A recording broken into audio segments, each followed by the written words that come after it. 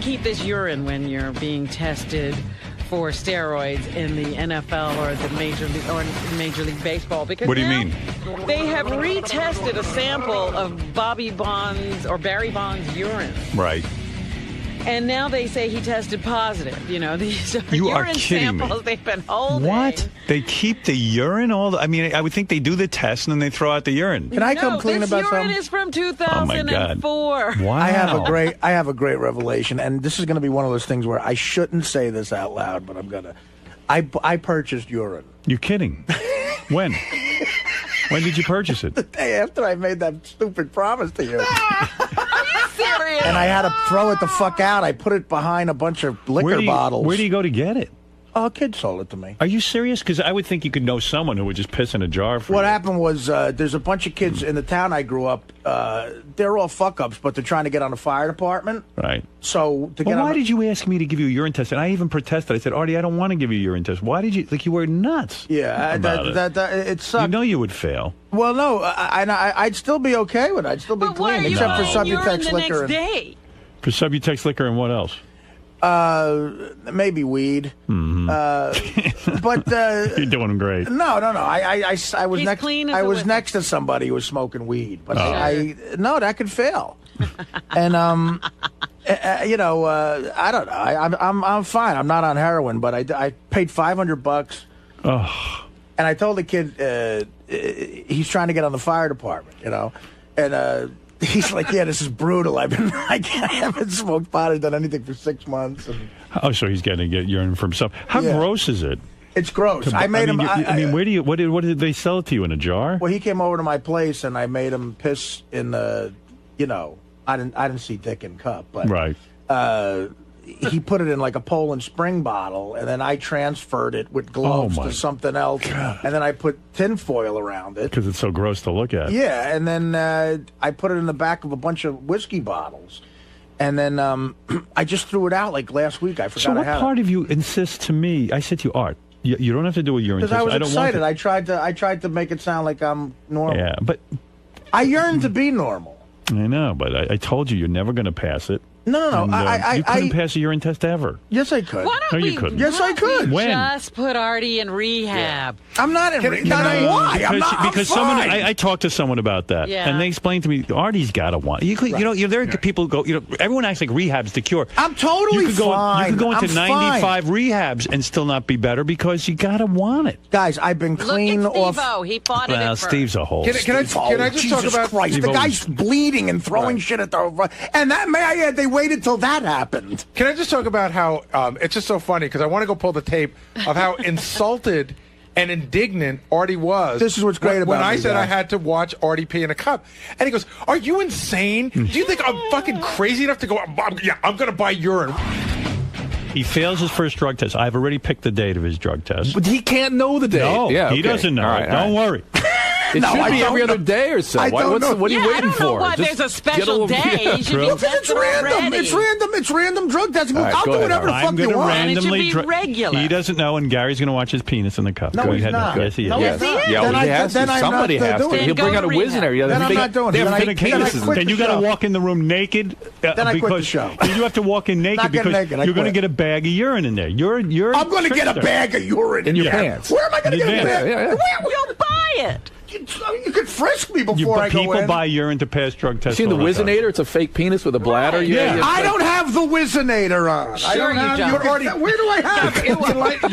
You think it's ridiculous for us to think that you might try to beat a drug test? That you wouldn't pay Teddy for his urine or something? Teddy's not. I'm just saying. I'm giving you. Teddy's urine is way too You know a expensive. bunch of people. You throw money at everything. Then we'll have a girl. I don't know one person who doesn't do drugs or drink. Where am I getting urine from? No, I bought urine before you accused me of buying it. Yes, I did. He had already But if bought you, the urine. but if you could go back to whatever those days are, I'm wearing a leather jacket and I have the urine in here in my breast. Are you pocket. serious? Yeah. So if you look at the tape, it might be like. You could see. You mean you were urine. carrying the urine with you because you thought we were going to do the Yeah, urine he didn't test? know when the test was going to come. You're officially Oh, the my funniest person I've ever met. I came in here. Meanwhile, you weren't even I clean came when in you here said I'm going about- to take a urine test. Yes, I was. Then why would you buy urine? No. If it was the next day. I was worried that stuff would show up. Oh. Okay, very worried. Art. Stuff that you take. But I haven't done heroin since December 25th. But we I were, haven't. No, but we were giving you a drug test for everything. I know. That's where I made a mistake. I should have made it just heroin. Just heroin. I don't know if they make that test. They do. You could just check for opiates. Ignore coke or anything like this. So just Yeah, heroin. you could. Just You tell could us see. that there's heroin in You there. could see specific stuff. All right. Well, anyway, that's a very interesting revelation. But I was always wondering about if the urine stayed good. because then the one guy said you have a way to keep it warm because it can't be cold, and I was like, oh fuck! So I would put it in a room with heat every. Next to the boiler. Did you really? Listen, Howard, I'm crazy. Oh but my God! I don't want. I want to keep my job here. It's very important to me. But that wasn't a condition of keeping your Yeah, job. it was just to go to rehab. See, I had to say it, but that's how good of a person I am. I had to say it. All right, let's go to Robin because God, that I'm sounds sorry. crazy. Funny. Yeah, no, but the urine got real dark as Right, the days it went doesn't on. stay good. And I was like, does this even look like fresh urine? Right. Well, There were flaws. I am shocked to hear that they saved his urine, but there you go. The samples are believed to contain traces of the previously undetectable designer steroid known as THG or the Clear. It was called the Clear because it wasn't supposed to show up on tests. The New York Times reported last week that federal authorities had detected anabolic steroids in a urine sample linked to Bonds. However, it's unclear if that urine sample and the sample seized in the 2004 raid are the same. Well, in interest to keep up with Artie on the show, I have a confession to make. In my jacket right now, I have a bottle of shit I carry with me. What are you carrying that for? I can't tell you exactly why. Oh, and, when Dr. Drew said the penis and cup thing, I had the urine on me. Oh, you did? Yeah. Jeez. I was going to take it out. If you guys made me do the test, I was going to take it out and put it on the table. Oh, that's good. I should have done that. Fuck. Wow. Well, we didn't test you. You're really addict. No, Howard, I'm a dedicated worker. Sorry. Oh, Who else? I'd break my ass. I'd break my ass. Every time I was a fucking You're in a dark place. longshoreman. Brother. You're in a dark place. Yeah, well, you're right. Yeah. You are. But no, I'm okay. I'm okay, I think. Because if I can stay away from the hard shit, my life won't become chaotic. but Artie, are you going to drink? Yes. No, I haven't had a drink. That's not true. How do you know? Because I know. Okay, well, let's go penis and cup right now. I have to watch. I haven't. You ask anybody at my gigs, I'm totally sober. I'm fine. Then why don't you take a real urine test? Because the Subutex, I was afraid I couldn't stay off the Subutex long enough. And, every once in a while you might have a drink. So you're saying there was no entertainment lawyer? No, Called you and said you entertainment- shouldn't take a urine test? Yeah, he did call. See, for once at least I didn't get fooled about that. No, he did call me, Yeah. the guy. Sure. 4 in the morning. But he told me the second book deal was up to 1.5. Harry, That is crazy. does this surprise you? No, nothing surprises me Really? anymore. Nothing surprises me anymore. But the only thing that Artie is the world's best liar. That's crazy. But although I wasn't buying into it, as soon as he said he didn't want to do it, I knew that there was something up. And when he got indignant about, what am I going to buy urine? But the fact that he had it on him in his pocket, He was while he's walking around with a bottle while of he's piss. yelling at me for saying, it's great. I said he's officially the funniest person I know. That is fucking funny. Now, you obviously can't believe anything now after Oh, I that. stopped believing before, but this is. I think what he just said is actually one of the funniest things I've ever You're heard. taking this pretty well. No, it's funny. Dude, so you're buying piss now? Yeah, man, it's terrible. It's one step above buying shit. Is that one of the low moments in your life? No, Buying urine? No, the lowest moment in my life probably was, I don't know, I'm trying to think. Having dinner with DePace down at Point Pleasant with Scott and some of his kids. That was a low moment of my life. Drinking piss is second. Let's have a moment with Steve Langford, who's really dedicated. He's a dedicated newsman. You gotta hand it to the guy. He takes his job seriously. Impressive. Go ahead. Let's hear what you got. Is Eric the Midget's next public appearance soon to be a victim of this devastating economic crisis, or just a complete and total lack of interest in meeting the angry little guy? Eric's set to meet and greet his fans at a Sacramento Kings game February 27, but so far only 2 tickets for Eric's appearance have been sold, and the guy who bought those 2 lonely tickets, we are told, now wants his money back. A Is that true? That's what we are told. A source in a position to know now telling Howard 100 News Eric the Midget's appearance is this close to being canceled. Eric, I thought you said 200 people were going to be going to your appearance. Well, Johnny hasn't bought the tickets yet. That's what the 200 to 400 tickets to be sold, they were going to be bought by Johnny. Yeah, but I mean, if Johnny buys them, what's he going to do with them? I mean, that's how you're going to... So 200 people aren't buying tickets. It's just going to be Johnny Fratto bailing you out. You know, what do you have to say, Steve? Well, Johnny told us yesterday there is 0.0 chance of him buying any tickets to this. Really? Yes. Eric, Johnny's telling you news. He's not buying any tickets. How do you get that so wrong? The shithead. I don't have it wrong. Steve said... He said to me that he would consider it. Eric, the boozer. And if the team was better than they are, then maybe people would come see this meet and greet.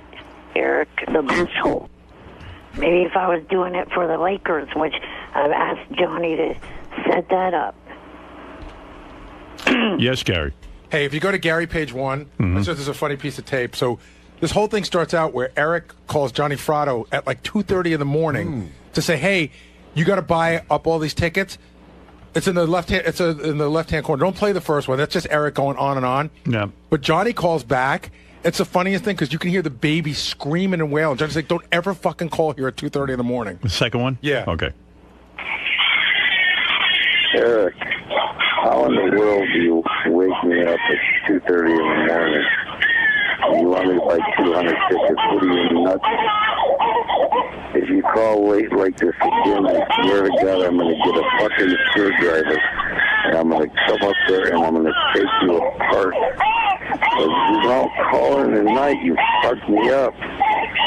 I'm definitely going to get even with you now. All right. What are you doing? The guy's a family man. You're calling him at 2:30 in the morning? And bugging him about buying your tickets. Eric, you can't be for real. I am. Why did you call him at 2:30 in the morning? There's never been a problem with it in the past. If someone calls your house past 10 o'clock at night, they're fucking rude. 2:30 in the morning? And when you have a baby. Oh, my it's over. God. Well, he does. He has another baby. He has Eric the Midget. Eric, shut up, Midget. You're a baby. Well, you don't make not, any you sense. fucking jackass. You don't call someone's house with your needs at 2:30 in the morning. It's a babyish thing. It's like behaving like a baby. I mean, you're not even. It's not urgent to buy these tickets. You don't need to call him at 2:30 in the morning.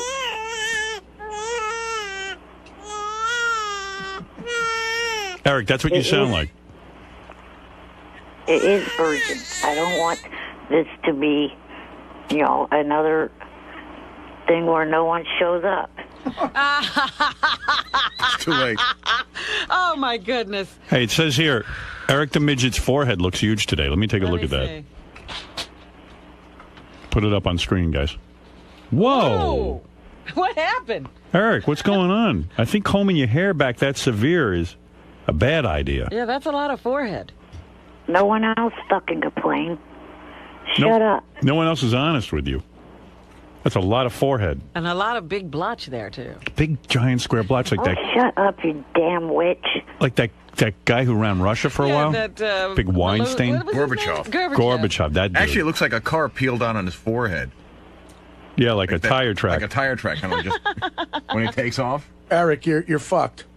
And the in every way. the hair color that he's dyeing his hair, there's no real color like that. He must have just done that. That's a fresh. There is. That's a fresh dye job. Yeah. It's got to be. When did you dye your hair last? Last Thursday at Frederico's.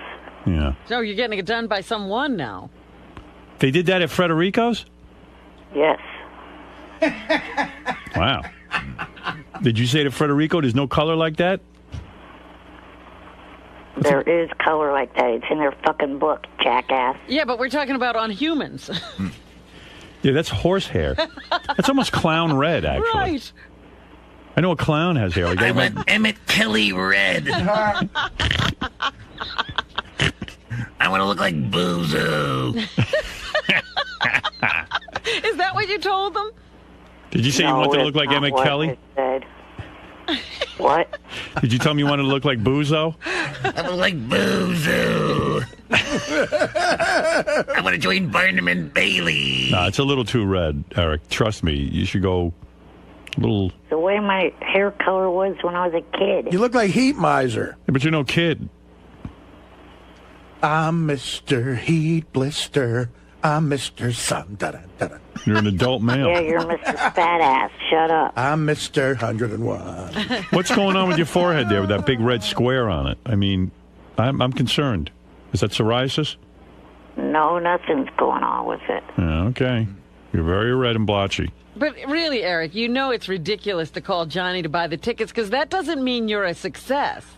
It looks like you walked into a freshly painted stop sign. Why is it Johnny's responsibility to you Eric? get yourself in these messes, and the then he's supposed loudmouth to... midget. Yeah, it's bail out. you out. It's out in the public forum here that you're asking a friend to bail you out. So it would be more embarrassing than canceling. And so Johnny will have to get 200 of his friends to show up. Did you hear the guy who bought the 2 tickets for your appearance wants his money back? I don't fucking think so. Steve, how do you know that? An extremely good source. Hear that? Oh, whatever, you Canadian jackass. The truth hurts? Not the truth. You ain't phasing Langford. Well, Johnny's not going to buy those tickets, not after Eric wakes him up at 2:30 in the morning. I know that. Johnny is I don't know how not. Johnny's still friends with him. He's so abusive. Johnny's a saint. Johnny's a wonderful man, but I think he's at his wit's end. I don't know. It sounds like he's done that with a screwdriver before to other people.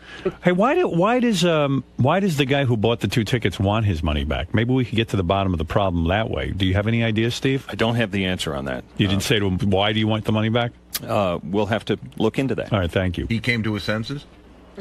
Wouldn't he have a lot of time with Eric? I mean, if he's the only guy who shows up. It'll be a night with Eric. Yeah, I mean, he could have exclusive time with Eric, you know. And this is a guy who gets $40 for just a phone message, so it seems like it would be a good deal. And Eric, there's nothing worse than doing an appearance where it's 1 or 2 like really obsessed lunatics who show up. Which, by the way, visit my store at jfsc.tv/ETA. By the way, you should know this. At my book signing over the weekend, someone asked me to sign a picture they bought off your website, Eric, and he like drew a bunch of cocks on your face and really the cocks that Eric's sucking and oh my god, yeah, it was really defaming it. I don't think you're allowed to do that legally. I think for another draw 5... a cock onto Eric's mouth. Yeah, like big. It wasn't good art, but it was a cock clearly. That doesn't sound very nice. Yeah, and it has the cock. Eric, how do you on feel? People are buying your picture and drawing cocks on your face. That's not cool. Right. It looks better than the enormous red blotch on your face. Actually, yeah, you're just absolutely enormous. Period. Actually, you should sell it like that. I'd buy a picture of Eric with a big cock in his mouth. Oh, I'd pay an extra 20. Yeah, Eric, maybe you ought to start drawing the cocks. Thank you, Eric, and appreciate the phone call. Bye-bye. Bye. Good luck getting some midget pussy this weekend.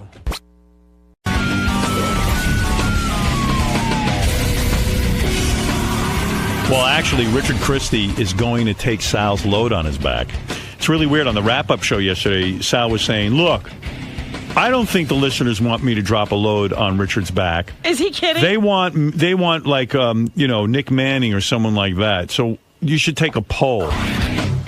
I was surprised that you agreed to actually do this. I didn't agree to shit. When you went into the studio, you didn't agree? No. Well, you didn't say no. I said I have to. Well, I kind of said no. I said I want to think about it. Well, did you hear what Richard said you should do? Because I think I have a way for it to not be gay for you. If you put on the no. If you put on the My View goggles and watch a porn movie, then you're never really looking at Richard, and it's not gay. Yeah, but it's still me on a video for the rest of my life jacking off on this hillbilly's back.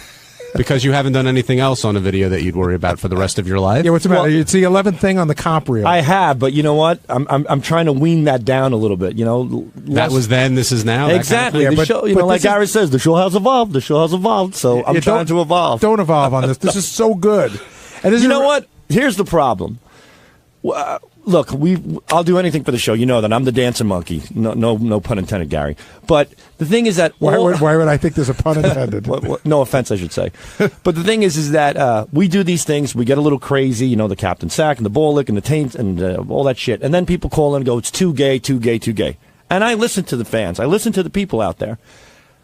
I want to know, this to me is the ultimate act of gayness. I mean... But I think it's all on Richard. I think if you're not looking at Richard, if you got the goggles on, you're watching your granny porn or your piss mops or whatever it is that gets you off, right? And you're not looking at Richard, then I think the gay part's on Richard. Well, here's my question. What I think we should do is we should poll the fans in advance. No. This I is think what we want. I think we go on Howard's. It's not a democracy. Howard knows what's funny. He doesn't poll the fans. He's got a funny idea, and this is what he'd like to do. I'm the guy stroking my cock on this redneck's ass. And Howard's asking you to do it. Oh, hold on. Well, you're saying poll the fans to see who does it? Is that worse than getting your balls licked? Is that worse than other things that you've done? Hold on. You guys are strong-arming me right now. Let me finish. Yes, you are. You're putting Howard's name into this. Well, because Howard asked you. Howard wasn't looking for a poll. Okay, but calm down. Easy does it. Slow down, boy.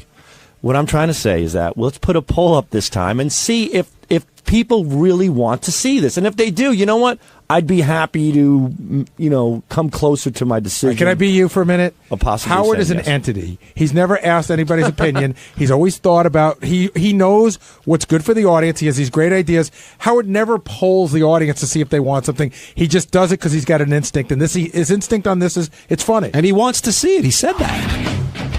So Gary goes, we're not going to take any polls, Sal. Howard decided it's better if you drop the load, and that's the way it is. So meanwhile, they put up a poll anyway, and of course... They want Sal. 48% of the people want Sal. 25% of the people say a porn star should do it, and 27% people say no one should do it. So overwhelmingly, the audience wants Sal to go to a hotel. Well, yeah, why would they want a porn star who they don't know? Right, and then drop a load on Richard's back. And so Richard really wants the guy from Family Guy. What's the guy's name? Seth MacFarlane. Seth MacFarlane. On the show. Yeah. And so I booked Seth MacFarlane. And now? He's coming on the show. Is Sal going to do it? Yeah.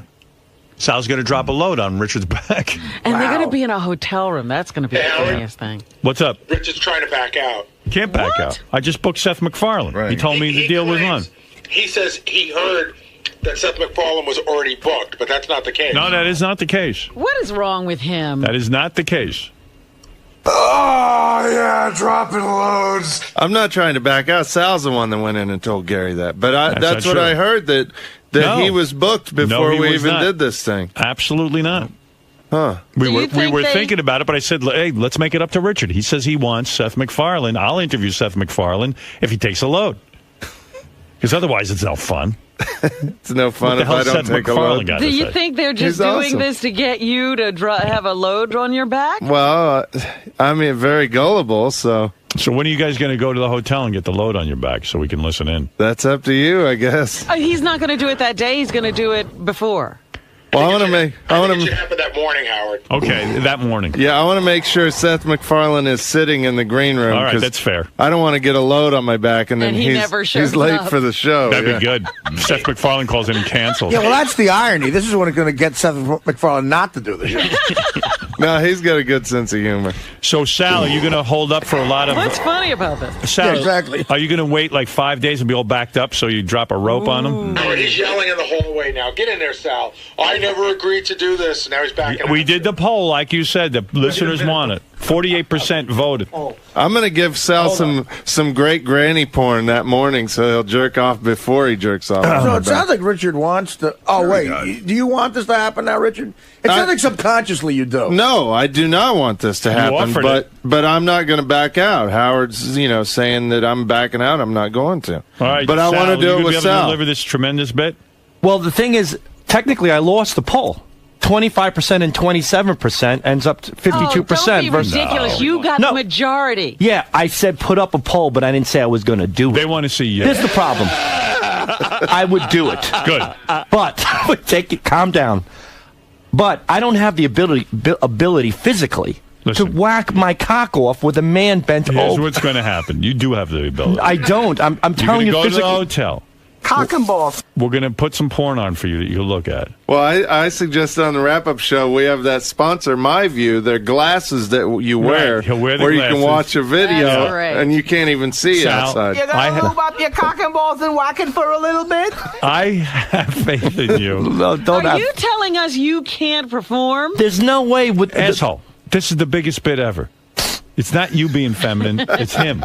He's taking the load. Is this bigger than interviewing Paul McCartney? Yes. This is big. Let me ask but you I something. need you to perform. Why do I didn't. You This have to go asshole out asked there. for semen on his back. Why do I have to be the jerk off that does Because it? he trusts you. He's You're your his friend. partner. Trust. I got 3 kids. I got to jack off on a hillbilly's back. Do you do a comedy routine with this guy? You're out every weekend That's with him. different. I'm not You guys jerking off on You don't want to be stage. part of this? Steve. You're going to feel like shit that morning when the comedy history is made and it's you're not not jerking you. off on him. I'm not saying that, Howard. I've done so much. I've done everything. You know you you've- want to be the guy. You know what? Okay, fine. I'll get a different guy to come No, on his no, back. no, no, no. what? I You want won't even Sal. step. You know what? No Seth MacFarlane.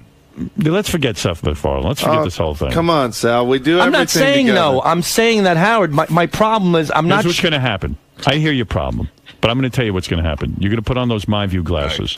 You're going to have a big screen Oh, can you experience right in imagine? front of you, a porn. That's going to look like What's your favorite porn? Tom Cruise. Dr. Risky Business. Dr. Piss. All right, Dr. Dr. Piss. Piss? Describe your favorite scene in Dr. Piss.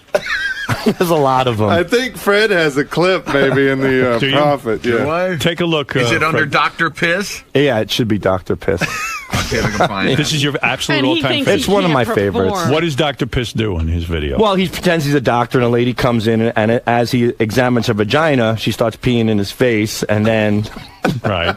he has another girl come in, and he pees into a super soaker, and he shoots the super soaker pee into her Why face. do you like that so much? Or does I don't know. It turns you on and gives you a boner. All right, Yeah, so it here's what's does. gonna happen. Gets me a boner. Gets you all All right. excited. Well, On one of the First of all, movies. Richard's going to be quiet. We're not going to hear from him. He's we gonna can even put him in something frilly if you want. And then, we put him in a dress. Yeah, I want my Panties.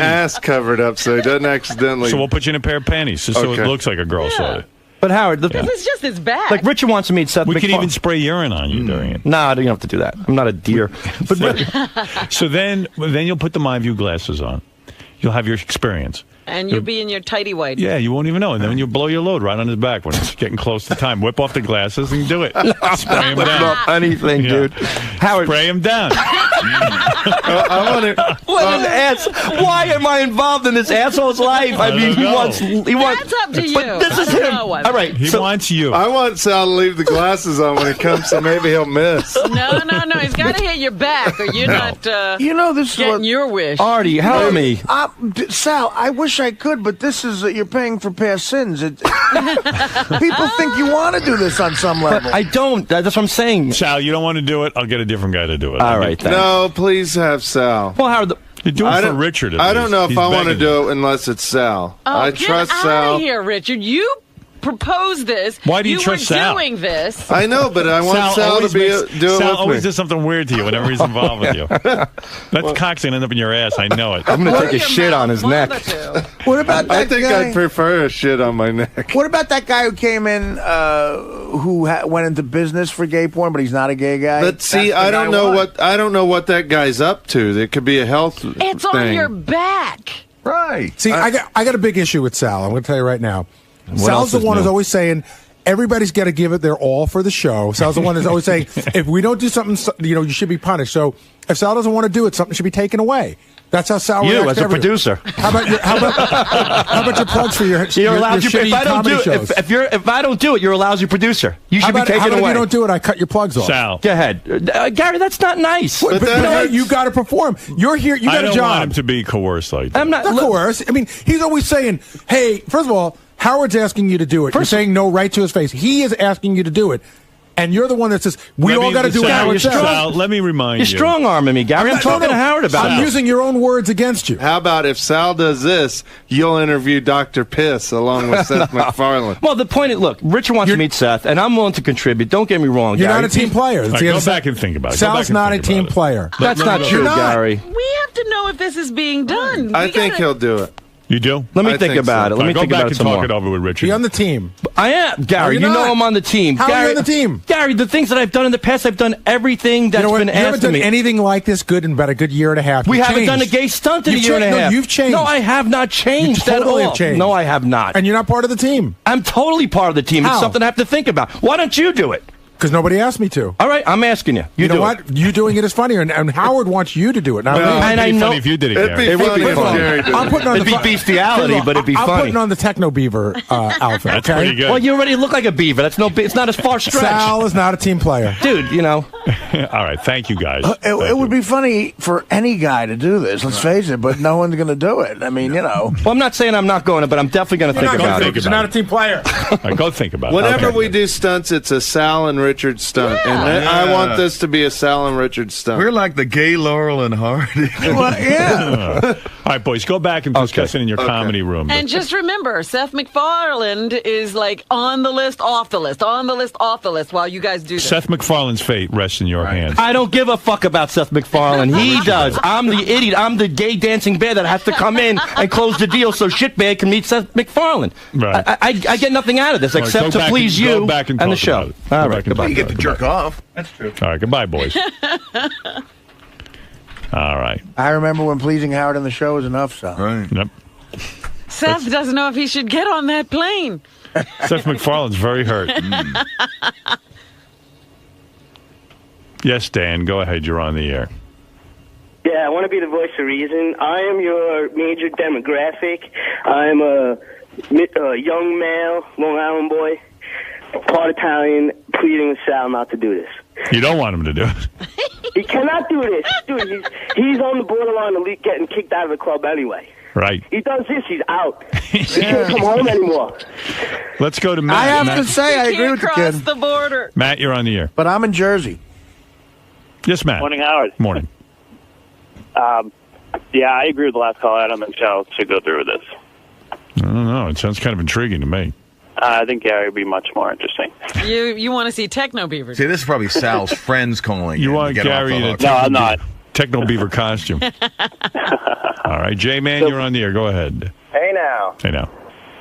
So, I don't know. I just don't think you're listening to the listeners. Because if only 46% want him to do it, then that means the majority of your listeners do not want Sal to No, you didn't hear the poll. on the air. No, 25% want a porn star to do it. Right, that means not Sal. And then the other 20-something Only 27% of the people think it shouldn't be done. So 48 and 25 is how much, Robin? Oh, God. That's 13 like, carried the 1.5. 73%. Want it done. Clear majority. No, that meant the majority want Richard to take a load on his back, but they don't want Sal to do it. Yeah, but we're saying they want the load on the back. The load on the back isn't the question. Yeah. I don't know. I just think Sal can't do it, man. I don't know. All of a sudden, everybody's backing out. Now, everyone said it was funny for Richard to take a load on Well, the back. they're talking more about Sally's people. Richard, I think, is still But it's get Sal, the load. Sal objecting and saying maybe he shouldn't do it that's calling this into question. It would just be getting done if he would just go along. Well, anyway, maybe we should get off this topic. Gary, you're being pretty hard on him, man. Fuck him. You know what? He's the first one to run him when somebody won't do some dumbass shit that he wants. You're not on the team. You know, we're all here for Howard. And then all of a sudden, when he finds himself in that position, he's got a double standard. Do you think there's any way we can convince him to do this? I don't think he should do it. No, I think he should do it. If he doesn't want to do it, then he's dropped a couple of notches in my eyes. Guys, what's going on? He's gonna do it, right, buddy? Come on. You'll be looking at Dr. Piss. All I gotta do is lay on the ground. Just jerk off that morning so you don't have much load. Yeah, that doesn't. All you gotta do is dribble on me. That won't be that big of a deal. All right, we'll see. Gary says you're not a team player. That's totally wrong. That's ridiculous. That's Gary's way of psychologically stressing me out. No. I'm such a team player. You're the first person to talk about. You say Lisa's not a team player. Whenever somebody doesn't want to do something that you find funny, they're not a team player. And you say that I'm an asshole. I'm a bad producer. Here you go. If you don't do it, you're fired. Now I'm a great producer. All right, there you go. But how about this? What other office in the world has their boss convincing one of the workers to jerk off on another guy. Right. In the grand scheme, we're just trying to do what's best for the show. Right. But you're trying to get Sal to jerk off on a guy, and that's you're trying to get me to jerk off. He's following you're his through. boss, and you're trying to tell him to jerk off on a guy. I just think it's funny that Sal's got this big double standard. That I don't have a double standard. You do because it's something that I don't want to do. Right, and when we all have a right not to do something now. But when somebody, I've done everything. Hold on, when somebody else doesn't want to do something, that's when you tell them they're not a team player. Lisa didn't want. Okay. Not that they're the same thing, but Lisa didn't want to be in your talent show, your newsroom talent show. Right. She didn't want to play the cello. For whatever reason, it's not up for you to decide. Right. She's not a team player. Lisa never does anything I want. This is bullshit. You should get rid of her. You said, no, you said a bunch of, all right, she should be fired. I didn't say she should be fired. You should say, we shouldn't let Lisa be on the air anymore and reap the good benefits. No, but there are things that we all don't want to do. Okay, you know, Gary, she didn't want to do that. You made me see the light. From now on, I'll never say that nobody's not a team player. That's what else can I tell you? That's another lie. Okay. No, it isn't. It is. You'll say it before Christmas. You'll say it. Okay. So because I call somebody else not a team player doesn't mean I'm a hypocrite now all of a sudden? Yeah. Because I don't want to take my cock out and jerk off on a man's back? You're being a hypocrite. No. There are standards that people have, and that's where I draw the line. There. So then why don't you respect someone else's standard? I do. No, you drew the line. Well, you drew the line and you trashed the shit out of her my opinion. for a month. I expressed my opinion on that. No, you didn't. Yes, I did. I said she's not a team player for playing the violin. It's okay, a big so I difference. expressed my opinion. You're not a team player. Okay, and you're not. You clearly don't care about the show or Howard anymore. You've gotten big. Oh yeah, really? Now that you're a big shot with your fucking Richard and Sal show, you don't need Howard. Oh my God, that's funny. That's the funniest. Let's see if Sal can fit his head through the door. Rich, are you a little bummed out that this might not happen? I would be ecstatic if this didn't happen, but I don't want to let Howard down. I want it to happen with Sal. And everybody thinks he's going to back out. I know Sal, he won't back out. I have full confidence in my buddy. And if it's not Sal, you're not going to do it? I don't know. I got to, you know what? I would say I have to check with my doctor, but how do I ask my doctor if it's safe for me to get a load on my back?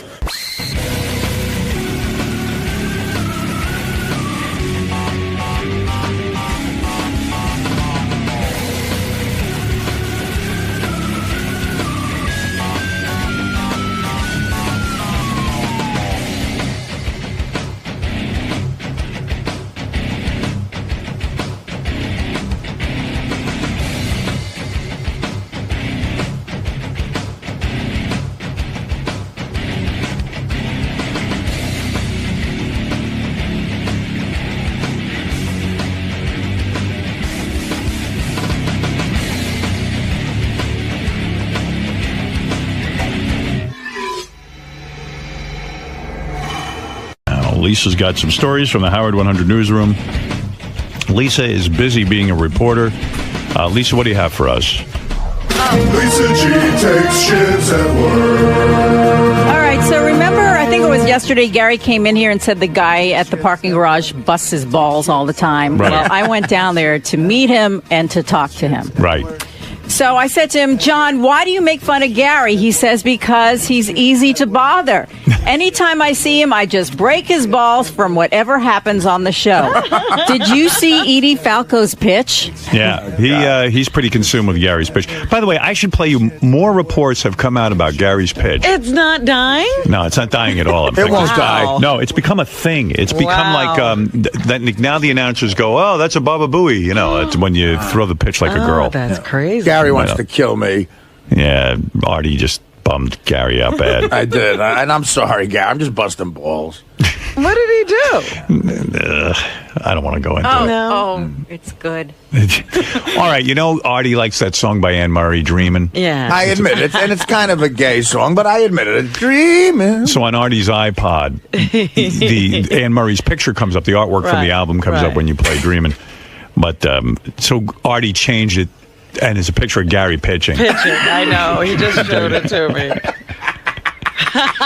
So you showed it to Gary? But you know how... And Artie was like laughing for a way long time at the joke, and Gary got upset and left. Well, you know why I was laughing more? You just saw the picture, but if you hear it with the song, because I had my headset... That just goes on and on and on. Well, Howard, I have an announcement. Yeah. I can't get a major league team to let me throw a pitch out because everyone thinks I'm a dirtbag. I swear to God that they just don't want anything to do with me. Right. But the Trenton Thunder, who are a minor league team in Trenton, New Jersey, the guy said you can throw the first pitch out. So, it's not as much pressure as Gary, and I admit that. But if you want to film it, I'll throw the first pitch Absolutely. out. I'll put my money where my mouth is. Is it the same distance from the mound? It's regulation. Yeah, it's 60 feet 6 inches. All right. Well, maybe you'll crack under the pressure. I might. I'm going to put my money where my mouth is. All right, here we go. All I can guarantee. What is that? It's totally not the same. It isn't. I know, Gary, and I said that. Artie doesn't give a shit about Trenton. He loves the Yankees, and Yankee Stadium is like church to him. And if he had to stand at Yankee Stadium, he'd probably still make the pitch. But throwing a ball at Trenton is meaningless. You know what? He knows I'm going to be way better, and he's pissed. Why is it meaningless? I understand this. Artie admits it's less pressure for him, but this is the closest he can come. It's about where it takes place and what it means to you. I see. No. There's pressure on me now, Gary. Listen. You fucked up, and look what I did. I acted like the biggest asshole on the planet. There's pressure on me, man. I mean, it really isn't. It's not Yankee Stadium. Yeah, but Yankee Stadium Stadium doesn't exist anymore. I got a way to solve this. A pitch-off between Artie and Gary at this game. Okay. You each throw a strike. I'm glad to do it. Well, now that's a good idea. There you go. Now it's an even playing field. It's on. Gary, there's no pressure. Even playing field. Now it's an even playing field. You should be able to throw the strike if there's no pressure. Gary, if there's no pressure... Yeah. You should do fine. Right. Should be a slam dunk. What are you, a big Thunder fan? It's not the same pressure for Artie that it was for me. So the comparison... So what about Fred's idea that if you both throw... The point is that Artie should throw the first pitch out at Yankee Stadium. Maybe until that happans... Yankee Stadium doesn't exist anymore. There's that shit fucking pussy field they built next to it. So I can't do it. But come on, Gorilla. We in Manila. Come on, Gorilla. This is the thriller. Dude. Gary... Fred's point. That isn't a bad way to redeem yourself. It's a good way to settle the argument. If you, here's the deal. You and Uncle Tom, you ain't shit. I understand there's a lot of pressure. When the show's over, then I'll talk. It's over, Gary. Go ahead. It should have been over a week ago. Believe me, it's over. It's over. I'll be working construction in 2 weeks. Go fuck yourself. Gary. Oh, you think they'll have your back? Oh, yeah, they will. But I'll still be able to throw like a dude. Oh. You work in construction. Yeah, we need you to swing a hammer so you can hit an umpire by mistake. Bring your Anne Murray CD with you, douchebag. Yeah, and I'll show them your picture. Oh, God. All right, Come on, Gorilla. The point is, if I were going to do this again and I were going to redeem myself, I'd do it in a place by myself, like... that means something. But wouldn't that prove that you have the same ability as Artie? I mean, I understand why you say... I can go throw a pitch and anywhere. I don't need to do with Artie. But that's a quick way to kind of shut him up a little bit. If you pitch a strike too. Shut me up! Whatever. Listen, Gary, what about this? The Trenton Thunder game, it's not me, it's you versus Valerie Bertinelli. All right. Well, there you go. Gary's not interested in pitching. I think that would solve the problem because I understand the pressure that he had at Shea Stadium, and I'd love Citi Field or whatever the fuck it is. Shea Stadium. I'm not in a contest with Artie, nor am I tied to Artie. So if I do this, I'll do it on my own. I don't need. But you're knocking his. But you're knocking his thing. It's like so now you can prove that you're as good as him. Whatever. All right. It's enough of that. The man has a piece of wood in his penis. Wow. Yeah, that's true. You know what? I'm so uncomfortable today. It's the worst fucking day ever. Really? What's going on? You know what? It doesn't hurt anymore, but I'm telling you, what time is it? 7:15? I've already peed 6 times. It's time to talk about your gay pitch. Gary. Oh, man. Let me get off the gay pitch for a second, okay? Gary. Yeah. So you went and you had this procedure. Right. They got rid of your kidney stone. Right. They put, and after the procedure, they put a piece of... it's a stent. It's a stent. It's plastic up your penis so that you'll keep the opening from getting... And it's been uncomfortable. I've almost... Well, why are you peeing so much? Are you drinking a lot of water? Well, I have to drink a lot of water, but I'm not peeing a lot. I'm just peeing often. You know what it is? The stent, the guy explained it. It sort of makes you feel like you want to go all the time. So there's an urgency feeling, but not necessarily you really have to. Like I got in the car this morning, and as I was walking down the block from the garage, I could barely get here. And then I've gone at least 6 times this morning. Wow. How much longer do you have to keep that thing in your penis? I'm taking it out a week from tomorrow. A week from tomorrow, you got to go through this? Yeah. Is it going to get any better or is it just going to be horrible? This is a little new territory for me. But did you ask your doctor? Are you going to be suffering like this for the entire week? I don't know. I got to call him today, or I'll email him today. Nobody gave me any indication that this would be going on. So when you say uncomfortable, it stings? No, the stinging seems to have gone away. I just feel like you know when you have to pee really bad? Yeah. It's constant. Like, I already can get up again. I just came back while you were having this conversation, and I probably can get up and go again. You know, I was talking to my buddy Pat about these kidney stones, and he was saying to me, too, it's a matter of hydration. Do you drink a lot of water? All I drink is water. Really? I don't drink any soda. I stopped drinking iced tea. I drink water like crazy, Howard. But it took years to make this stone. He had really bad habits Well, it's like an oyster. Oh. I've never been a soda drinker ever, and I've always been a big water drinker, so that's never been the issue. Wow. Well, all right. But it's the chocolate, the Tums, whatever else he was doing for years. I think the Tums did this guy in. Yeah. Yeah, I mean, my grandfather used to eat Tums all the time, but he was eating so many Tums, and Tums is loaded, I think, with calcium. Yeah. And I think calcium leads to these deposits. Well, the stones are made of calcium. That's what they're made of. Jeez, these stones sound scary, man. Like, even I've now changed my diet. That's and scary. you didn't have a problem. I don't have a problem. I'm so afraid of it. It is. It's a scary thing to get, because sometimes, I don't know if it's true, but it could be hereditary. You just get them anyway, I don't You might have a... No, Robin? No. No. It's not hereditary? No. All How right. could a stone be hereditary? But could you have a predisposition? All of a sudden, your grandfather put a stone in you? No. A Western medicine doctor says it can be hereditary. Sure. But Robin They knows say better. everything's hereditary. Heart disease, everything. You just made me feel... Disease is hereditary. No, it's if you have not. a bad heart... What? Cholesterol's hereditary, Robin.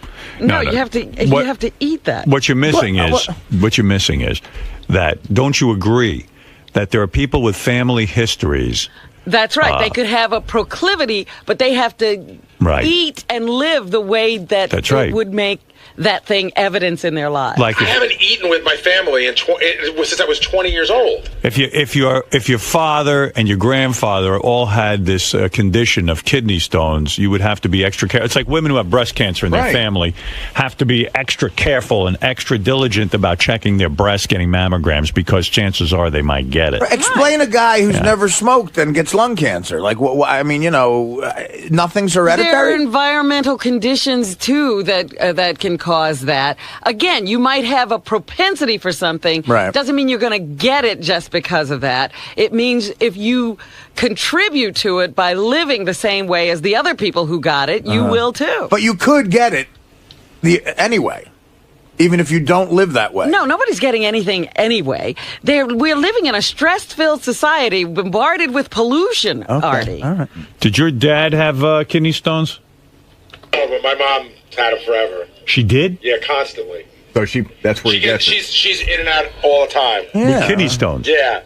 So there you go. He's got it in his family history. And then on top of that, he's eating crappy. He has a very bad diet. Does your mom have a bad diet?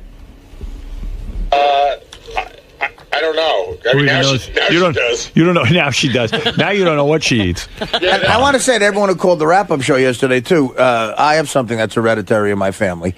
Being really loud and interrupting great... Is the talk of the town. He is the toast of the town. The toast. They're toasting him already. The burnt toast. He was on the Joe Buck HBO premiere talk show, the first talk show in Joe Buck's... Joe Buck's 2 Live. Joe Buck Live. Right. They're making a big deal about Artie's language on the show, and it's weird to me because, they have the cat house, like prostitutes fucking but guys. HBO's schizophrenic like that. Yeah. Like on certain shows you're not supposed to do it, and somehow you're supposed to know which shows are for cursing and which shows aren't. What about Sex in the City? Right. They used to, the stuff on that show offended me. But then they'll have something like the Bob Costas show, which never had any cursing in it. I know, but they said, they said do anything you want. Well, I think they're schizophrenic in the sense that I think Joe Buck was going for more of a Letterman-esque kind of talk show where they talk sports and hang out. And right, because if you watched it, it was the Costas show. There was never any cursing. I do believe, though, that these guys, when they booked you on the show, sort of thought that you would be a talk show guest in keeping with your Letterman appearances and your Conan appearances and stuff like that. I think they probably were really blown out by the language, but nevertheless. They should have said something. Right. They shouldn't have said "go to town." They gave me no guidelines. Listen, I mean, this is crazy. I did an interview with the New York Times yesterday. Like, I mean, about this? Yeah. Well, it's a big story in the sense that you went on, and HBO is now upset with you. Right. Oh dear. And in fact, I was reading the paper today. They've blacklisted Artie from HBO Sports, which wow. I don't think. Well, geez, Artie, I'm sorry for you. I don't know how that would affect your career, but maybe it would. I don't know. Look, me blacklisted from anything could affect my career, sure. Oh, no, the HBO Sports Department was a major plank. Here's the article. HBO wipes hands of Artie. Artie Lange meet the HBO blacklist. Lange, Howard Stern's radio sidekick, is persona non grata at HBO Sports after his profanity-laced segment on Monday's premiere of Joe Buck Live. I tell you what, I never knew who Joe Buck was. Now I do. Yeah, I mean, help him out that way. There's something good that came out of this. Sure. He can do, he can go do as many Howard Stern shows as he likes, but he will no longer appear on HBO Sports or Joe Buck Live, HBO Sports President Ross Greenberg told the Post yesterday. Wow. Well, that's the greatest news ever. I can do as many Howard Stern shows as I want. How does Ross know that you can do as many shows when as did you he want? get to get permission to do this show? He's executive producing this show. He's the president of Hollywood. Howard, if that's true, and you make that decision, I couldn't be happier about it. We don't have any interest in his world. That's a quote from Mr. Greenberg. You have your own world. Lange appeared with actor Paul Rudd, barely. Paul Rudd didn't get a word in. But they weren't trying. Did you see them struggling for words? No, Howard, they had a good time. They went, they both loved it. If you I don't doubt that. you watch it, the crowd is guffawing. Like Michael Irvin is laughing. Like, look, I'm not going to say this about a normal appearance, but I have to defend myself. Like Jimmy Kimmel texted me yesterday. He said, "Dude, that appearance was epic. They should have you back on every night." Like, you should be his sidekick. Somebody said to me there should be the Artie and Joe Buck show. Yeah, I mean, so Ross Greenberg has, I mention him a lot in this New York Times. I don't know if the New York Times thing ran at all, but he sounds like a moron. He gave me no guidelines, and he knows what I do. He read my book. He saw my stand-up. Can someone explain to him why I wouldn't do what I did on Letterman? It's CBS, it's Letterman, and quite frankly, I have a lot more respect comedically for David Letterman than I do Joe Buck. Lange, discussing his appearance on yesterday's Howard Stern show, said Greenberg told him to go nuts if the discussion flagged.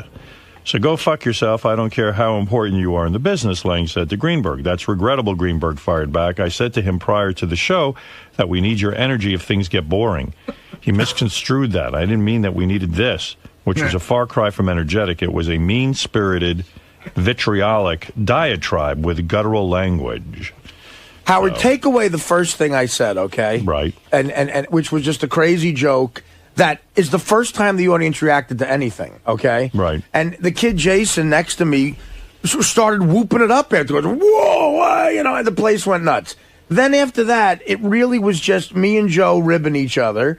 And I told a story about his father. And I mean, that was really, that's what I did. And everything killed. I mean, But look, I don't care if I'm ever on HBO ever again. Right. This is the show that sells tickets to there's guys who have HBO stand-up specials that open for me on the road. I mean, that's the truth, because I'm on the Stern show. I mean, I don't care, Ross. I really just don't care. All right. Let's see. So Artie, who ever since he got off heroin is very energetic, appeared on a bunch of shows. He is Mr. Energy. No, Tim Sabian called me and asked me to call into Chris Russo. I wouldn't have done that. Well, you can do sports with Chris. Yeah, right. and I heard that, by the way. You heard it, Fred? Oh, yeah, I heard that, by the way. He's not your friend. Yeah, I know. I mean, Russo was, he was doing... I didn't think Russo was... I thought you might have overreacted to Russo, and I'll tell you why. I definitely think listening, so, too. I haven't heard the whole thing. We'll play it now. He thought you weren't funny. So you say, well, some people think I'm funny, and some people don't. Okay, he had an issue with the language, too, and I just explained that I said, well, look, but Chris... you got so angry with Chris, it was like saying, who cares what Chris thinks, whether you're funny or not? Just be like, you know what? I thought I did well. That's the only person I answered Well, I to. was told that he was bashing me for a while. Well, that's what I was told. Tim said, you got to call in... Tim wanted you to react to what was being said. Tim asked me to call in. And then Artie slammed this guy Mike Francesco. Turns out Mike was defending Artie. Oh, You were on crap. fire. Oh, dear. Well, I've been wanting to slam Francesa for a while. He gave me a bad tip on a couple of college games here. Well, that's very understandable. So, anyway, let me play you the Artie. What was Artie busy with yesterday? Yeah, page. how many shows yesterday? I'm going to get you a bunch of clips here. What page is that again, Gary? The Artie page. Artie has his own page. JD page 1. Okay.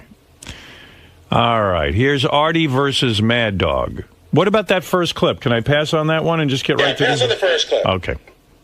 Here's Artie versus Mad Dog. The two of them going at it yesterday. People guffawed laughing. They don't laugh. They laugh politely if they have to. People were barreled over laughing. Watch the fucking tape. But Artie, I'm a big fan. You were not funny. I'm sorry. Yeah, I mean, I'm a big fan of yours, Artie. I watched. You were not funny. That was not a funny set. That was not a funny 8 minutes. I'll tell you what, Chris, I'm a big fan of yours about sports, but you don't know shit about being funny. When you're funny, it's funny when... Artie, I'm not trying to be funny. You tried to be funny, and you weren't funny. Exactly. I was trying to be funny, and I was funny. Howard Stern thought I was funny. We all know. I got texts from people I barely know. Jimmy Kimmel sent me a text saying that appearance was epic. It was the best thing I've ever seen. It was hilarious, and they're going to have you back. Every funny person I know thought I was funny. I don't give a fuck about anybody else. Chris, I love Billy Crystal, Artie, Billy Crystal didn't think you're funny. And Billy Crystal's better than Jimmy. And Billy Crystal is bigger. Billy Crystal is bigger than Jimmy Kimmel. And Billy Crystal did not think you were funny. Billy Crystal, let me tell you about Billy Crystal. Billy Crystal hates Howard because Howard busts his chops. Billy Crystal's funny, but he's an uptight prick.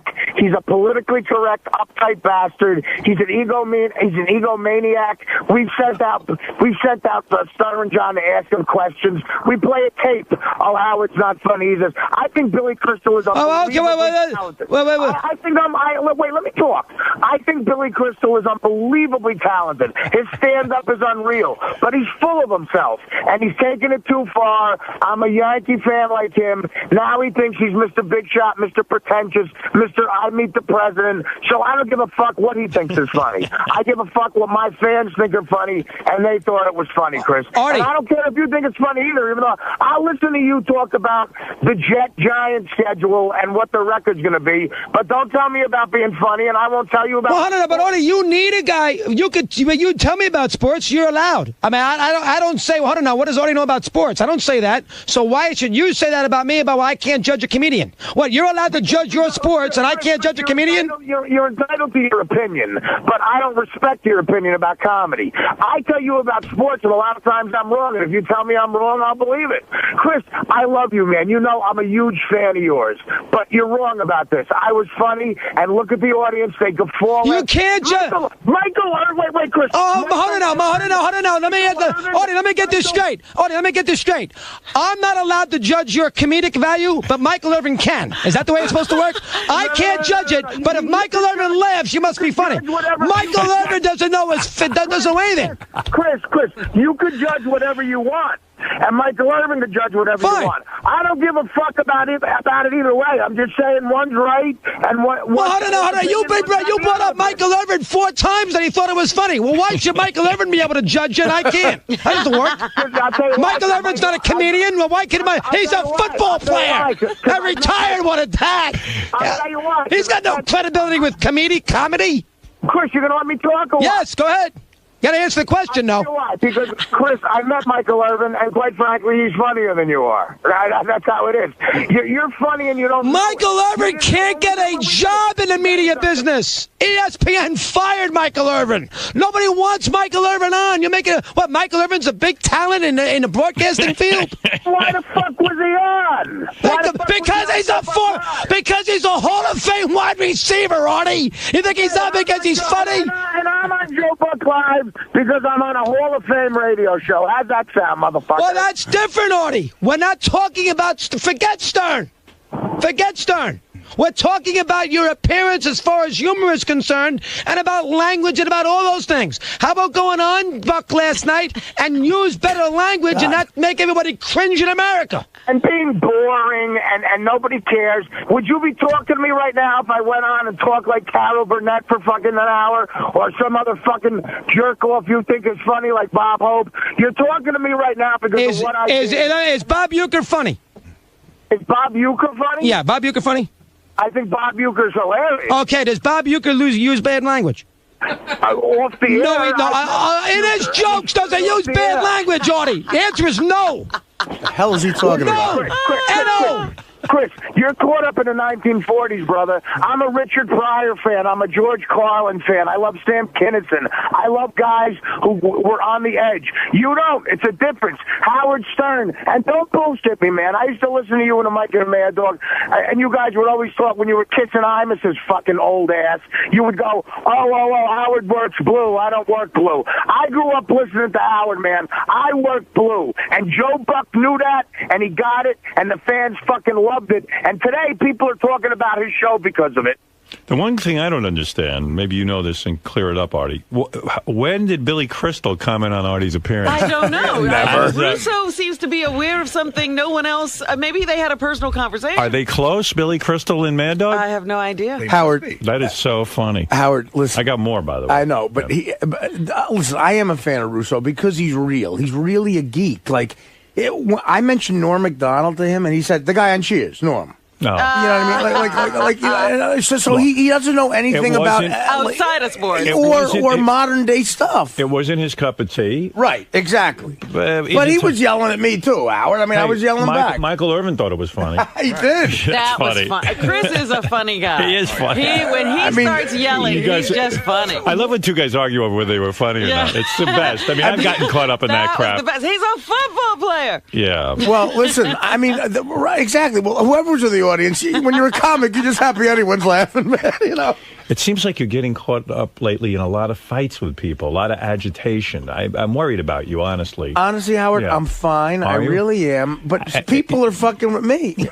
But I don't know. You think everyone's fucking with you? No. I'm fine, Howard. You are? And I'm in therapy, and it's starting to work. It's working. Did Howard, you talk to your therapist about this? I have a shrink session today, and good. Oh, good. How long? I love the guy. He's finally back from his honeymoon. How many hours is the session today? It's going to be about an hour and a half because I have a book signing tonight, so I have to calm down. Right. But I have so much anger in me. I do. Boy, I have anger in me, really do. and I'm working on it. Okay. What is it, Fred? I have a couple of thoughts. Book a triple session, number one. You got it, Fred. And number two, I heard that exchange yesterday, and in my opinion, Russo has no credibility whatsoever to judge who's funny and who is not. No, you're missing the point. But it's his opinion on He's commenting on what he thought was funny. But the difference in the argument, too, is he's commenting directly on what Artie does for a living as opposed to what's funny, and Artie's not commenting on what he does. What if Artie would have come out? He does. Artie says I don't say he does a Artie bad job. says he's a fan. I don't say he does, but what if he called in and says, I don't think you're doing a particularly He says good show he likes today. Artie. He's a fan, but he didn't think this performance was his best. I think that's a nice little cop-out when people want to say something shitty about you. They preamble it with, I agree. You know, I'm a fan, but... He sounds like that guy, Mark Krisky. Look, Howard, I he was gave his opinion. Right. Quite frankly, who cares what Mad Dog's opinion I agree with is? it. But Artie did his thing. I just want to say one thing. Also, his opinion is colored because his favorite comedian is Carol O'Connor. Yeah. And that's not even a joke. Well, I mean, you know, Carol O'Connor is a great actor, but exactly, he doesn't know what he's talking about. Second point, I listened long after Artie had his meltdown on the air, and he admitted, I believe he admitted he didn't even see it. Oh, so then how could he comment? But you know what? That's the beauty of Chris. He did not see the show. Mad Dog didn't see the.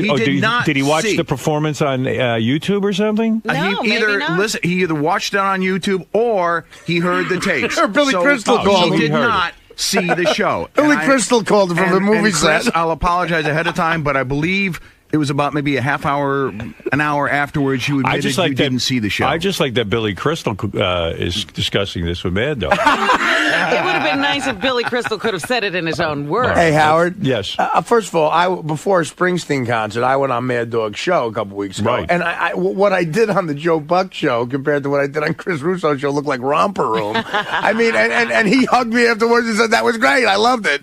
I mean, what you know, I mean, this is satellite radio. I am a dirty comedian. I admit that. I'm not as smart as Jerry Seinfeld, I guess. I'm not as smart as... But when you go on, let's say, Letterman or Conan, you do not work dirty. You're able to do both. I can do both, That's right. But on HBO, I figured, what the hell? Let it loose, man. Right. Why not? All right, here's Artie versus Mad Dog round 2. Oh, boy. Artie, can we calm down with the language on that kind of show? Can we do that? Listen, it's HBO, Chris. I will never listen to you with comedy advice, okay, buddy? You pick up my DVD, I curse like crazy. It's rated NC-17. But I know when I buy your video. Artie, I know when I buy... I'm not going to your fucking kid's 8th birthday party. Well, what am I supposed to do? Turn off HBO? I know if I buy your video, I know what I'm getting. I know when I sit there and buy your book, I know what I'm getting. It's HBO. Artie Lange on HBO. What do you think? You're going to hear me through a psalm from the Bible? You got to be... Are you not stupid? You can't calm down. Artie, you can't calm down. Artie, you can't calm down a little bit? You can't calm down a little bit right now either? I'm fine. You can't calm down a little bit, Artie? You're not fine. You're not fine. You know what, Chris? No, I like to go over the line. I like to shock. I like to be funny. I like creating uncomfortable shit, and I love conversations like this. This sells books, man. I'm a businessman, too. My book went through the... I'm number 1 on the Google Trends today. I don't give a shit about shit that much, except I want to be funny in my own way. I'm not censoring myself for anybody. This is like Lenny Bruce shit, man. Lenny Bruce got arrested, so I'm allowed to curse on HBO, and I'm going to fucking honor that. Howard Stern went through hell to be able to get me to...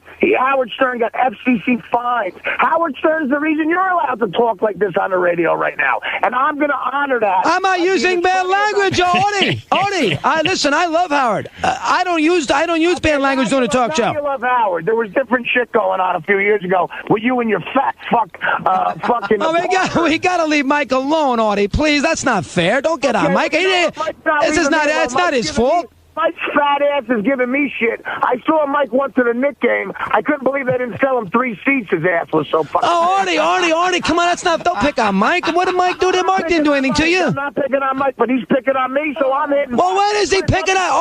Artie. Chris, let me tell you something. I'm from the streets. You hit me, I'm hitting you back. When did Mike pick... In 20 years that I was with Mike, he never mentioned you once. When did Mike pick on you? I got a bunch of phone calls saying Francesca's trashing you, so guess what? Did you... Artie, did you hear it yourself, or are you going by what your friend told you? Oh, right. I'm sure my friend would call me up. Well, I mean, people like to cause... Artie, people like to cause dissension. Yes, friends will call up. Yes, friends will say... People say things to get a reaction. That's what people do.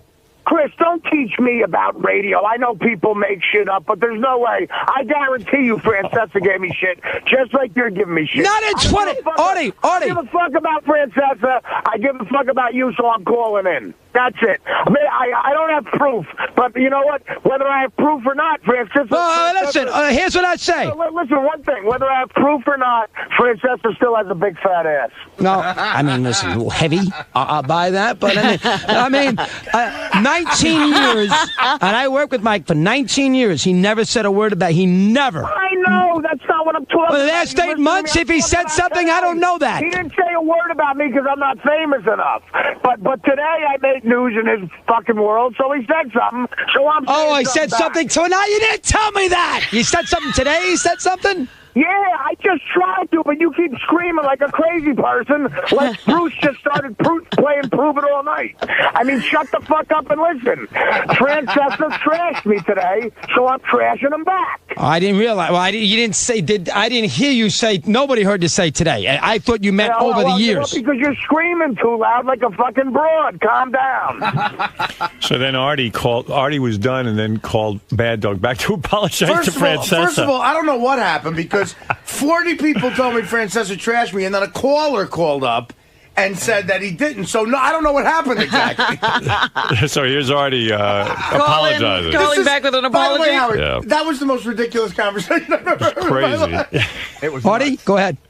Chris, I'm sorry. Listen, the guy who just called up and said Francesca actually thought I made the show good. Now I feel bad because I made the mistake of listening to a friend. I apologize to Francesca. I don't know the guy, but I'll tell you what, he's right. It was a bore fest. It was a snooze fest. And maybe I thought I had to hit a home run instead of a double to right So maybe I turned it up a notch. And again, this is where people are wrong. I didn't call Buck a cocksucker. That's not what I did. I would never do that. I made a joke about a website. I would never call him a cocksucker, all right? It's a difference of opinion. I'm sorry to Francesa, but Francesa's right, Chris. It was a bore fest until I started talking. And I'll tell you what, I don't think I'm Richard Pryor. I know I'm not that good, but I do what I do, and I'm trying to make a living. I went on there, and I did it. And a lot of people who I respect, including Howard and Howard's honest, man. If Howard thought I sucked, he would say I sucked. Howard didn't even see it, right? Howard saw it and listened to it, of course. He saw it live, or did he see it after the show was on? No, he saw it afterwards. But he watched it. He watched the whole thing. And look at it. Chris, look at it. Buck is laughing when I'm doing his father. They cut to the audience. They're not laughing in a fake way. Michael Irvin's now. Both of the kids next to me are laughing, Chris. I know you don't like it, but look, we have a difference in opinion. I apologize to Mike. I did what I had to do. I'm trying to make a living here, brother. I'm trying to avoid becoming a longshoreman again. And I tell you what, I'll keep doing it if it sells books, but not just because of that, because it's true to whatever. You want to call me an artist? I don't think I am, but I'm true to this the way Richard Pryor was true to his honest comedy. I will always do this, and I'll always listen to you, Russo. I won't bother you again. I love you. I'm going to keep listening. Thanks for taking my call. Artie feels bad now. Artie was feeling bad, and is it true Mike Francesco really had to buy 3 seats at the stadium? Well, it's expensive, too. Right. $2,000 a seat.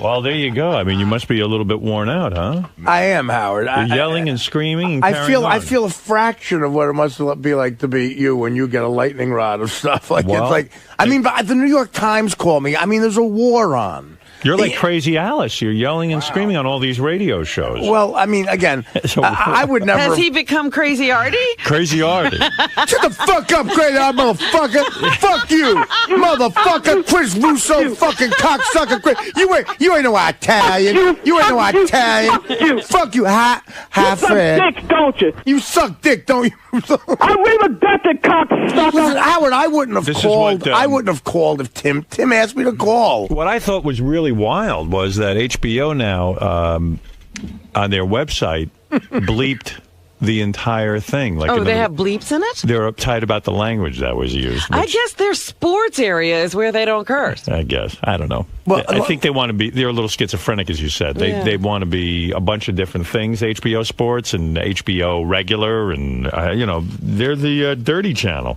Here's the crazy thing, Howard, and I've said this before in the air, I am such a fan of HBO Sports. Their documentaries, Thrill in Manila, like, they are, Liev Schreiber does all of the narration.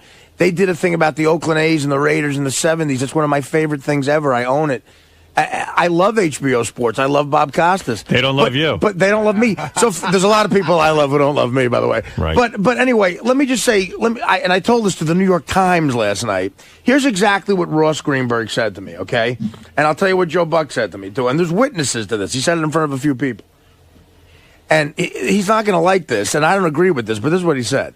He said, look, Art, with a big smile on his face. Ross Greenberg. Okay. With a big smile on his face, he comes up to me and he goes, listen, man, if these two guys get boring, you go in there and put in some energy, and you're the cleanup guy, Right. And he said, if these two guys get boring, right. And Paul Rudd, who is a talented guy, and Greenberg claims that what he meant by I didn't say go nuts. Right. I said go nuts. That was right. He didn't say go nuts. He said if these two guys give him some energy. Now, Joe Buck in the green room in front of a bunch of people said to me, listen, give it to me, man. Let me have it. Oh, yeah? Yeah. He said, let me have it, man. That's what this is like about. Like roast him, kind of. Yeah, well, no, he just said, let me have it. I don't know what I mean. And so if you say that to me on HBO, what does he think's going to happen? I don't know.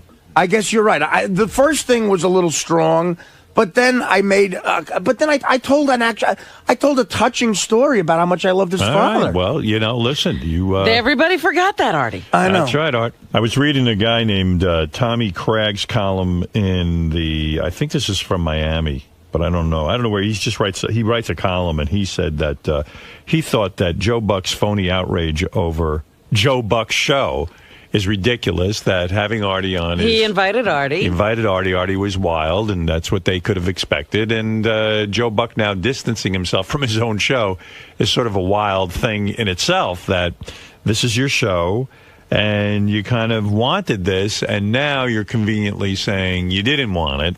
HBO took Artie's appearance off of YouTube, and they had it removed. YouTube? Yeah, off of YouTube because they had it removed. I didn't hear the rest of these, though. There's a couple other shows, I guess, that commented on Artie. This is the Dan Patrick radio show from here at Sirius, I guess. Well, I guess that, Gary's happy because they stopped talking about the pitch. Yeah. Well, at least I did something manly. No, I was offensive. Before we dive into Brett Favre's appearance last night on the Joe Buck show, the Joe Buck / Artie Lange show on HBO. It's a good show, the Favre, and then the nice piece on David Wright, and then that great segment with Paul Rudd, who's hysterical, and Artie Lange, and some guy. Paul Rudd wasn't hysterical. Well, he only had 2 words. Paul Rudd was there? Yeah, I think he said, "Hi, Joe," and that was it. It was a hijacking last night. Yes, it was. Brutal. Yes, it was. Brutal but transfixing TV. I was not turning the channel. There's no doubt about that, but I've never felt more uncomfortable or sorry for a host in my entire life. But what do you expect with Artie Lange? This is a comedian with Howard Stern, and Artie's off heroin, and if you listen to the show, Artie never shuts up anymore. He's got 1,000 things to say, and I think he probably got on and said, hey, you know what? This is kind of boring here. Let me liven this up. Exactly. He pulled a Howard, like when Howard did that to Arsenio Hall, and he's done it to other places, but they went to him, and the first thing he said to Joe Buck, I can't even come close to repeating on the air, but poor Joe looked like, I don't even know how to explain it. I mean, he was shell-shocked. Yeah, I think that he, and probably had his family there. That's a big thing. It's his first show. It's HBO. He wants to get into the entertainment field. And I can host one of these shows. And some producer in the back room in the early planning was like, you know what? Why don't we go a little crazy? Let's get a guy a little risque. How about Artie Lange? Artie Lange, I hear all the kids like him. Yeah, it'll be great. He's edgy. Yeah, that'll be good. But I think what he made the mistake of maybe waking Artie up a little bit. And he started to give him a little bit of grief. You, as a host, you got to be careful if you're going to pick your battles with a comedian, a stand-up comedian who's just going to fire back. I mean, Artie's used to doing this every single day of his life. And I think that's where Joe found out, especially the websites that Joe apparently goes. Joe's 10 and 15-year-old sons, by the way, were in the audience. Oh, dear. Yeah. I wasn't told that. Oh, dear. Why would that have mattered? Well, you know what? Maybe. They're a little less innocent today. Lang, you would have thought that he went on kicking and screaming, like he didn't want to go on the show. That's the feeling I got. It's like, I don't want to be here. And I'm just going to start taking shots. I'm bored. I'm going to start taking shots. And the funniest part was he just says some really off-color stuff for about 2 minutes. And he goes, but, you know, Joe, I love your father. He's a great broadcaster. One of the best old-school guy. Didn't take any BS. And starts complimenting his father, but still throwing in swear words as he's complimenting him. I thought it was Joey Buttafuoco when I first tuned in. I did. I saw Artie. I went... Is that? It's Artie. I thought it was Joey Buttafuoco there. Hey, Marie, you're on the air in El Paso. Hi, Howard. Hi. I love you. Love you. I just wanted to say, Artie, you know, because I was a big Jackie fan, and so Artie's kind of humor, it's always been something that I don't really get or I don't really understand, but it's always kind of been like he's not really himself, and I think it was the drugs. And I've been in rehab. I've just been out of rehab for like a month. And I know exactly what he's going through because, like, I'm now myself, you know, like being a bitch and, like, shouting at people. And you know what I mean? You're being yourself, Artie. And that's what I really, really appreciate about your humor now, is that you're being honest. And that's what makes it really funny. Okay. No, I guess she likes you. That was a weird turn, but thank you, sweetie. She back-ended into it. I wonder how many times HBO will rerun this disgraceful episode. I don't know. It sounds like they're bleeping it, but it is on their website. It's still there. I know it's bleeped somewhere. Some people write me letters now about this whole thing, and can I say something? I'm trying to understand it, and I think somewhere it's bleeped, and YouTube took it off. That's what I know. I don't know why YouTube would take it off, but they don't take anything off. HBO had it removed from YouTube somehow. They don't want people seeing the unbleeped version? Yeah. One other thing about my intent. I was excited to be invited to that. That's a big deal for me. And a live HBO. It is for an HBO. I mean, I got a book out. It's an HBO show. Brett Favre and Michael Irvin are Hall of Fame guys, or Favre will be. And, you know, I didn't go there to do anything but try to make the show good and be funny. Joe Buck was very nice to me. He's a big fan of this show, and I didn't go on and try to hijack anything. What was it like after you, like when you were leaving? Did he shake your hand? He shook my hand and said, "Great job, man. That was great." And you weren't ushered out by cops or anything like that. I mean, look, every one of the crew guys hugged me and said that was the greatest thing ever. I mean, and Joe Buck himself, what did Greenberg do? I didn't see Greenberg on the way out. I mean, I had to get up in the morning, so I left. Right. I mean, I didn't know I had to stay an extra half hour for the internet thing. I mean, I had to get up in the morning, but I stayed. And again, I would never say this except to defend myself, but if you got Paul Rudd and Jason on the phone, the two guys...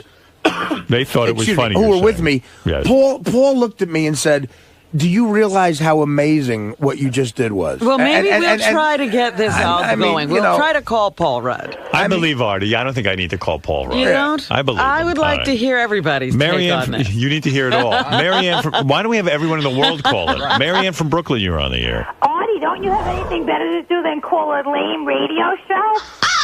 What do you mean? He's promoting a book. He's calling Mike and all these shows. Like No, he called Mad Dog because Mad Dog to promote his show. Tim asked him to do it. Oh, but Howard, can I ask you something? Do you think that Artie using your name like Howard said it throughout this whole thing, are you upset about that, or it doesn't really matter to you? No, Artie works with me, and he's quoting things that I said. I thought it was funny. No, I'm talking about on the shows, like he says, Artie's my boss, and Howard's my boss, and I'm only going to listen to Howard, and I only listen to the great Howard. You know, that's what he keeps saying, almost like you're his father figure, and he's got to put it out there like you have to protect him. No, I think it's a way of him saying that he works with me and respects my opinion. Well, that's nice. I have to say one more thing. It's not such a big deal, Artie. Life goes on, you know what? And you should just, like, chill out because you're trying to be in, rehab and stuff. So everybody does have a life, so we should all move on. Love you, Howard. All right, Marianne. I am chill. I'm very calm. This is I've been a lot in the internet and stuff, and it seems like that man you're talking about, he said that he really wanted to kick you off, but because he promoted it so much, he wasn't going to do that, and that you were supposed to give energy and not that kind of raunchy, crazy behavior, because I think the reason... All right, very interesting. David, go ahead. You're on in Toronto. I just want to tell Artie, he's like a road that's been paved twice. Retard. You are less Italian than you are funny. I think you should concentrate on that. And the title of your new book, if you understand Italian, should be Chabot. It means fat little fuck. Well, I'm an Artie fan. I don't understand what he sounds more said. like... I think this is Mr. Greenberg on the phone.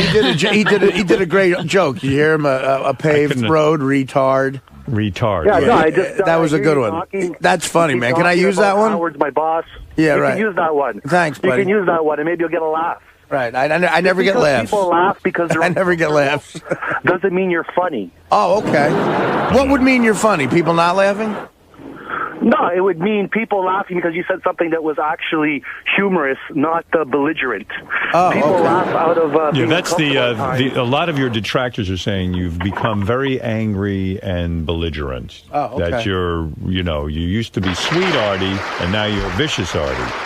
Okay, well, I thought that the Joe Buck thing was entertaining. Now, I don't know. I don't even believe everyone's carrying on like this. I can't believe it was either. Very controversial. We had no idea that they would be debating this all over everybody's ear. Listen, if I was on there with Barack Obama, I would not have said what I said. Okay? You said it was a setting where you felt comfortable enough to do your thing.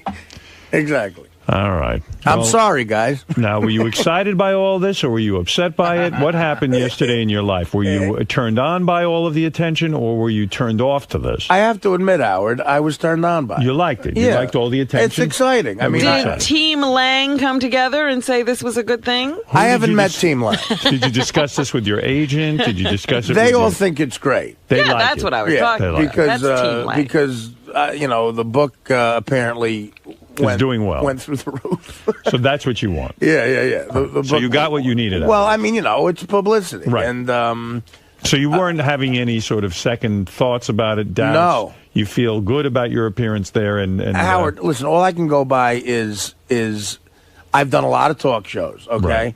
And I've done 1,000 of these shows and whatever, and I've done a lot of things in front of an audience. I thought it was great. Right. So that's all you have to worry about. And I've been on yourself? And I've been on before, and I've thought I've been bad too. Why defend yourself? That's what you've got to do in therapy. You got to say, listen, I thought it was great.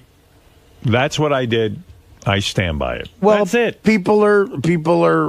Don't get affected by everyone's opinion. I'm not affected by it. Good. Really, I'm sort of just sitting here and people are coming to me.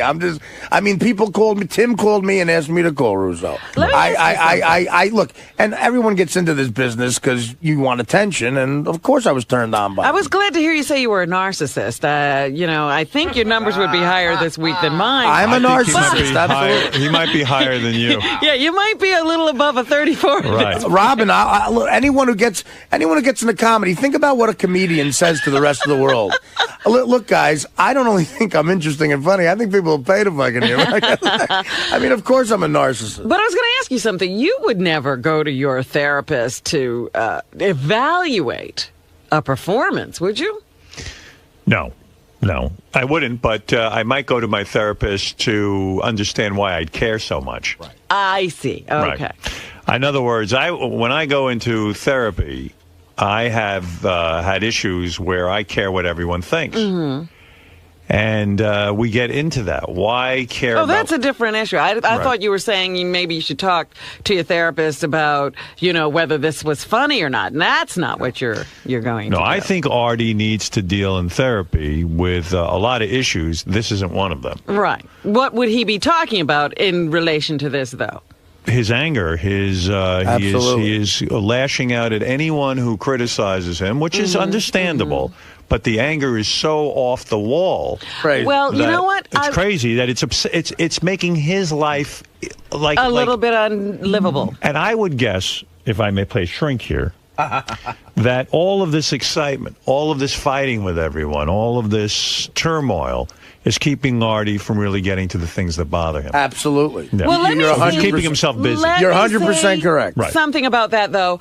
I remember going through an anger phase. Yes, I remember that in phase. the few months that I did therapy. Yeah. And then cured yourself. Before I quit. Right. Before you declared you were cured. Yes. And that's one thing that happens. A lot of your unexpressed anger just rises to the surface, and it is a little bit uncontrollable at the beginning. Oh, it's horrible. And what is that famous quote by Richard Nixon, like, your enemies only win if you get mad, because then you destroy yourself. You know?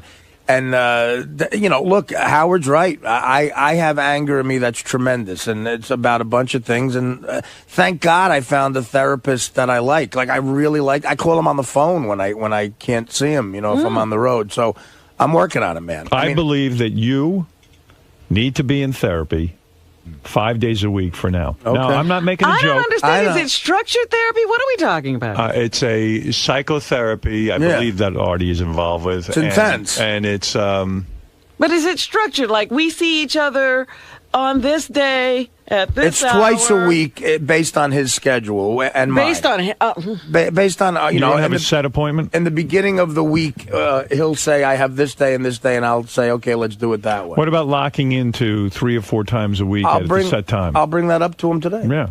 Okay. That would be the move, because I think you could, get through this a lot easier, maybe dispel a lot of that anger I think he's in therapy. I think I'll get through a lot of money, too. Well, that, too. We can run through that. Hey, you're right. No, listen, getting better does cost money. If I could tell you, investment in you, if I could tell you what I spent on heroin, it pales in comparison. Way less. What'd you spend a week on heroin?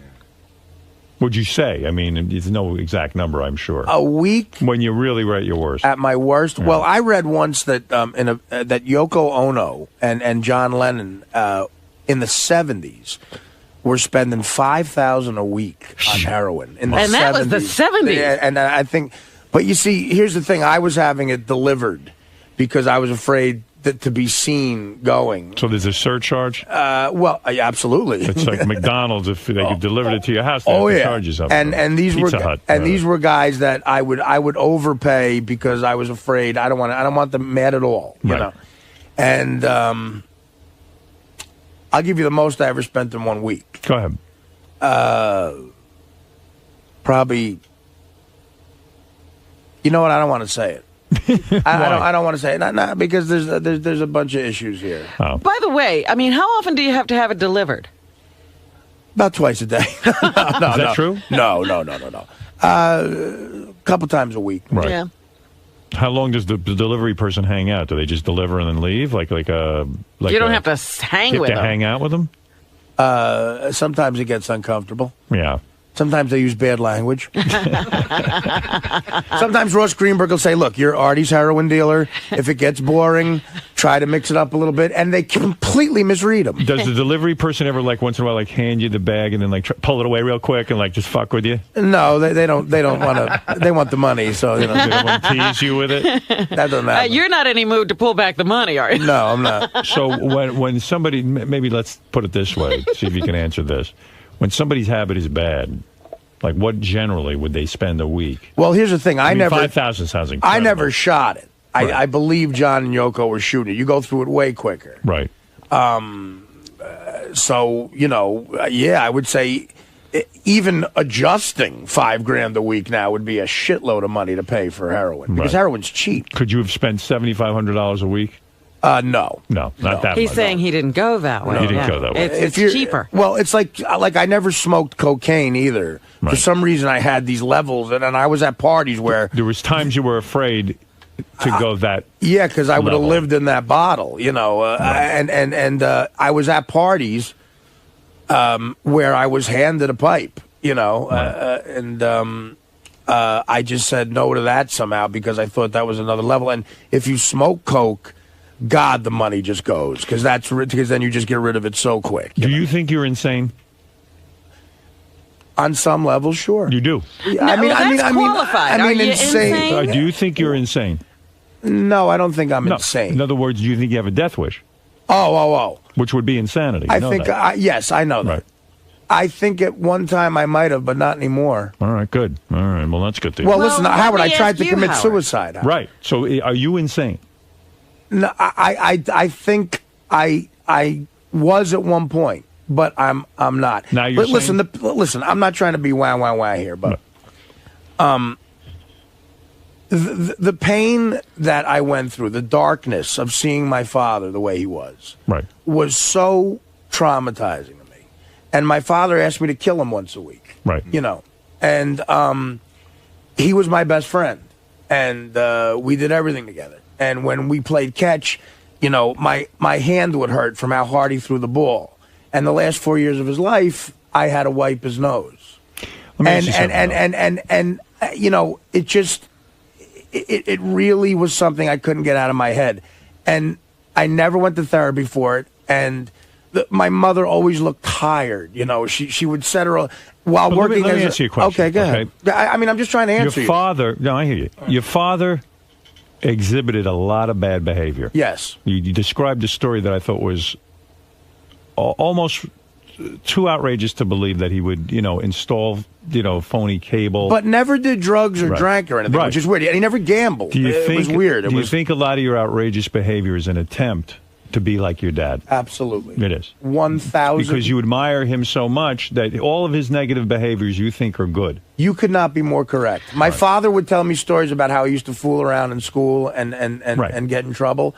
And that absolutely made me want to do that. So you think, wait a minute. So you think that being a real man is behaving outrageously or Probably. badly? Well, no, not bad. But you see, because in a lot of ways, I'm a good man, Howard. No, I'm not accusing you of being a bad man. You're a good-hearted guy. Yeah, but do you think outrageous and bad behavior is manly? Is manly?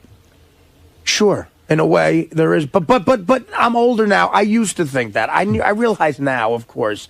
I mean, listen, the stuff I do on an HBO show. Forget HBO. Right, okay. I'm not talking about HBO. I'm talking about You're talking about his life. I'm talking about your life. I'm talking about doing outrageous things. Stuff that you don't even talk about here. I think I'm mature enough now to realize that that's wrong. But for a long time, I thought that was what a man was. Absolutely. Let me ask you something, though, because we were on the conversation about insanity. Right. And insanity is not regulatable.